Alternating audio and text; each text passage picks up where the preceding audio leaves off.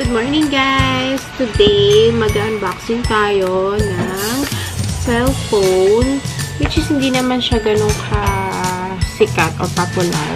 Pero, umagaw to ng pansin sa akin. Ang tatak ng cellphone is Hope. Ayan, Hope na I think is S23 mini. So, nakaagaw ng pansin sa akin to is yung battery niya is 5,000 mAh, and then may power bank din siya, and then merong flashlight. So tingnan lang natin. So ngayon i-unboxing na natin to. Buksan natin, and unang makikita nyo yung itong cellphone. Ayan. So parang siyang military cellphone na which is parang ang ganda, parang pag tinitingnan mo parang ano siya, matibay. Then kasama siya sa box is charger. Ayan. Charger, pinaka-adapter ng ng power bank. And then of course, ano pala siya, natatanggal yung antena niya. So parang siyang walkie-talkie, yung pang mga bombero. And then yung battery niya. Ayan. So ayan. Then ilalagay natin yung antena. Ito dito. Ayan. Ilalagay natin dito. Tapos ayan, tatanggalin natin. So, meron siyang tatlong SIM slot. Ayan, may tatlo. Then, isang panglagay ng mga memory card. Ayan. Nakikita nyo, ayan. So, ilalagay na natin itong battery. Itong battery dito. Parang matibay naman siya. At tapos ilalagay na natin itong yung casing niya. So, as you can see, nalagay ko na. And then, ayan, na-on ko na siya. Yan yung tunog niya. Medyo malakas yung niya, yung volume. Then, dito sa gilid yung flashlight. Ayan. Malinaw ha. Siya, maliwanag. Ayan. Tapos, ayan. So, wala siyang SIM card. Hindi ko nilagyan ng SIM card. Meron siyang radyo. So, okay ito. 90.7 radyo. Yan, radyo narinig niya. So, kailangan pa i-scan to kung magra-radyo kayo.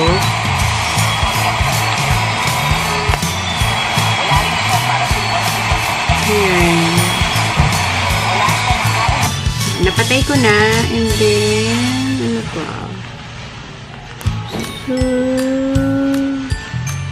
tingnan natin sa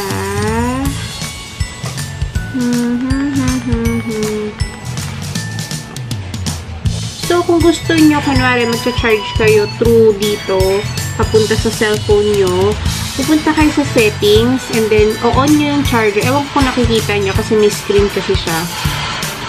Charger, and then, i-on nyo lang yung power bank open. So, kapag na-open nyo na yung power bank open, automatic, nag-charge na siya dun sa kabila, kung saan nyo gustong i-charge siya. So, okay siya. Okay siya. Sa akin, okay to ha. And, radyo is okay. Tapos, customize, volume, okay siya. Ringtone, yan yung mga ringtone eh. Malakas din.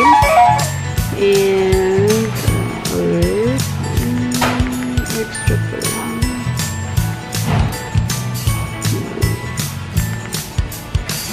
So, for me is okay tong brand na to. Okay to sa akin kasi okay to kasi for me is tatlong SIM slot na siya. Pwedeng sa Sun, Globe, TM, or kahit ano pang mga SIM card na pwede nyo i-ano. And then, it comes from, may games din siya, yung parang Snake. At meron siyang, pwede kang mag-flashlight, pwede kang mag-Facebook, pwede kang mag-MP3, yung mga music, and pwede ka rin mag-power bank dito, charger, and ayun, tas flashlight. So, okay siya. For me, is okay. For mga practical use, is okay siya. Kasi, lalo ngayon sa panahon ngayon, kailangan natin maging doble iniisip natin para sa mga mangyayari ngayon. So, for me is okay siya. Mataas yung battery niya. Matagal maubos. At ano pa, may FM. Hindi ka nabibili ng mga transistor na maliliit. Meron din siyang music. May camera. At hindi ko nga pala nasubukan yung camera. Tignan natin yung camera. So, tignan natin ang camera.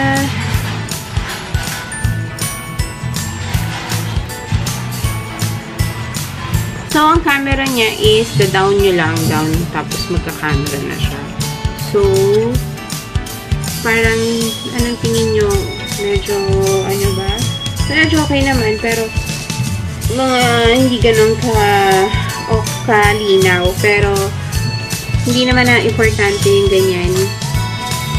So, for me, is okay siya. So, may tatlong SIM slot, may memory card, 5,000 battery siya, or 5,000 FM radio, and power bank, MP3 music, and flashlight, of course. Yun ang pinaka-importante.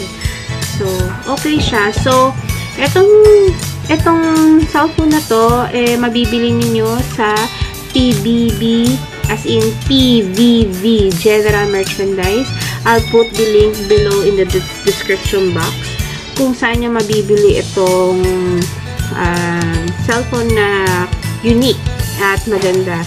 So, kung gusto niyo, ayaw niyo na merong antenna, pwede rin yung tanggalin. So, ayan.